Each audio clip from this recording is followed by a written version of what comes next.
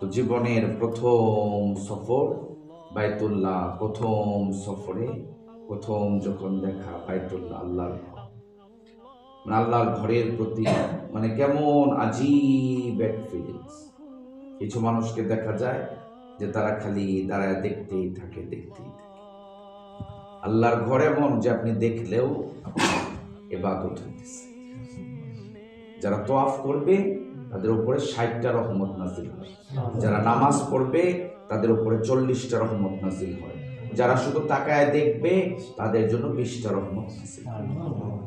দেখাটা ভালো, বাস শুধু আপনি তাকায় দেখতে থাকেন, আর আপনি চিন্তায় পড়ে যাবেন কালো গিলাফে ঢাকা ঘর, এটা আপনার কাছে এত সুন্দর কেন লাগতেছে। বাইজিদ বোস্তামি রাহিমাহুল্লাহর ব্যাপারে আছে কিতাবে লেখে যে উনি জীবনে 3বার হজ করছেন। প্রথমবার যখন উনি তোয়াফ করছেন, জীবনের প্রথম হজে উনি যখন তোয়াফ করছেন, উনি বলেছেন আমি বাইতুল্লাহ শরীফের তোয়াফ করছি। দ্বিতীয়বার আমি যখন গেছি তো আল্লাহ পাক আমার এই নিয়ামতকার একটু বাড়াই দিচ্ছেন, কম বেশি এরকম যে সম্ভবত আরশে আজিমের এই 4 দিক দিয়ে কম বেশি সম্ভবত এরকম কিছু একটা তার কাছে মনে হয়েছে।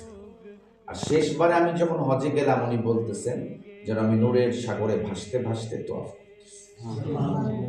তো ওনাদের হজ, ওনাদের বাইতুল্লাহ, ওনাদের মসজিদে নববীর হাজির, সুবহানাল্লাহ, কেমন ছিল। ওনারা কোন হালতের মধ্যে ওনারা চলতেন।